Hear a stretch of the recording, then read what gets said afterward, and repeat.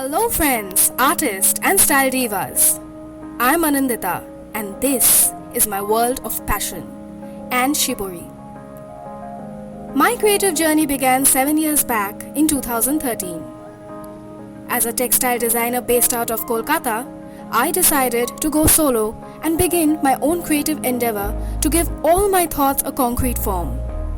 I put my heart into handcrafting textiles for saris, stoles, scarves and other dress materials.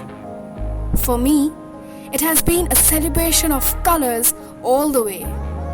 And the process I use is Shibori. An ancient Japanese process of dyeing, Shibori involves extreme craftsmanship and expertise at various levels. And this is where I tried to bring a twist. I tried to merge the intricate Japanese method with our very own Rajasthani bandhani so that while the technique remains traditionally Japanese, the hues and textures are a riot of Indian colors tailored to the Desi taste.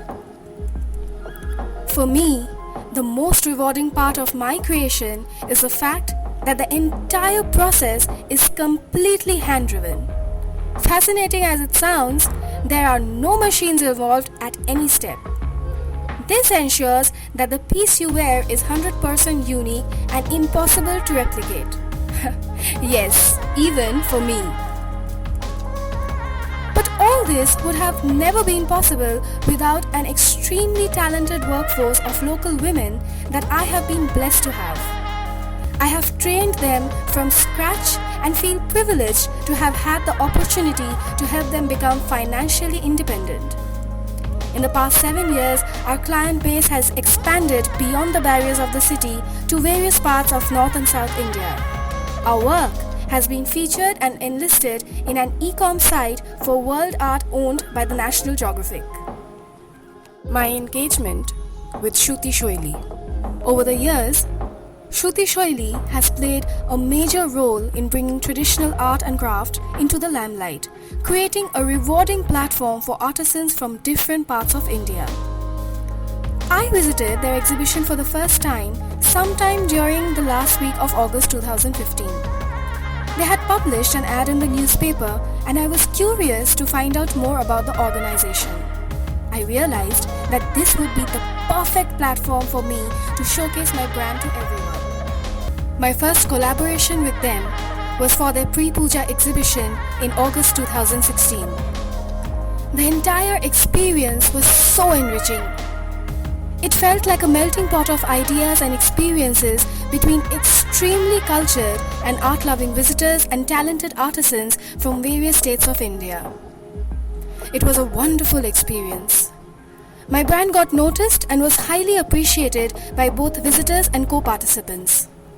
It was the perfect exposure one could ask for.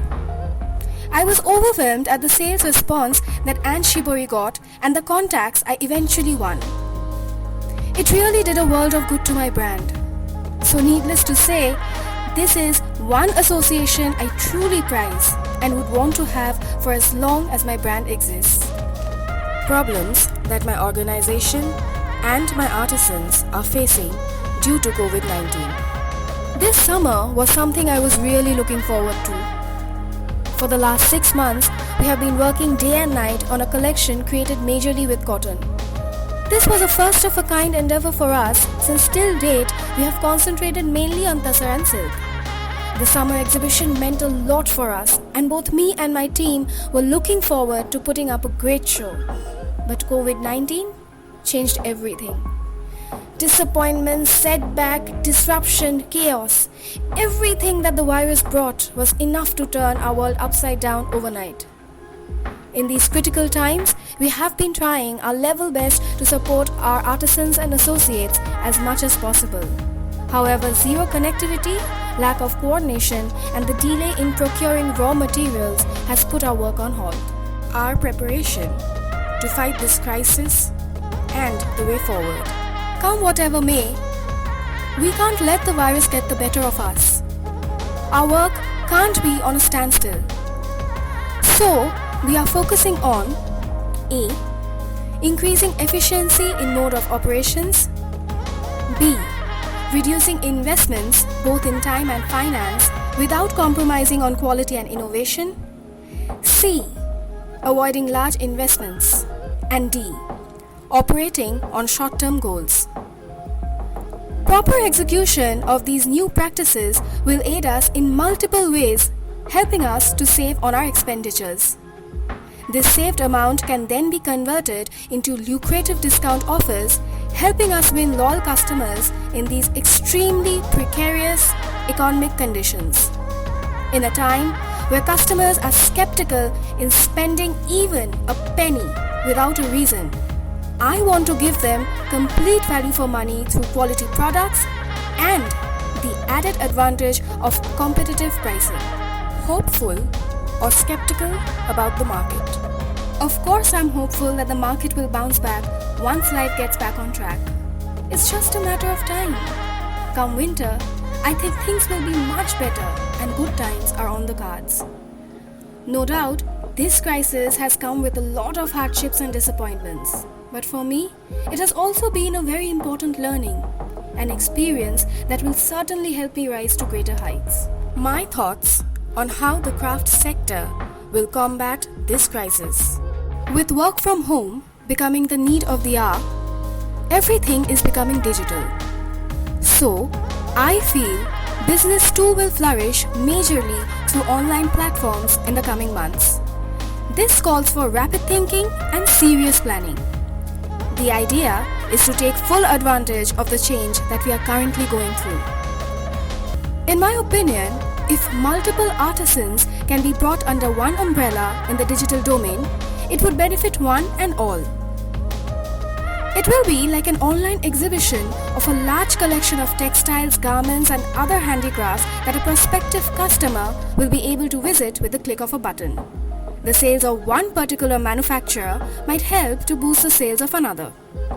This, I feel, will be a viable option for the sector to stay alive and do as much business as possible in this time of crisis. Of course, safety norms have to be strictly followed. For instance, if someone was to see these designs here in this video and like them, the person might think twice before ordering. But it is my duty to ensure that proper hygiene and safety is maintained across all manufacturing units to ensure maximum security for people involved in production, marketing processes and delivery. Which I promise I am doing. So rest assured, you can order without a second thought. The situation seems very grim and hopeless right now. But I believe that with proper planning, execution and mutual cooperation, the craft sector will surely find a way not only to survive, but also to excel in the coming years. And the most effective way to do this is to do it together. One for all and all for one. Till then, we must be patient. We must hold on to our hopes as strongly as possible. Because like every other thing, this too shall pass.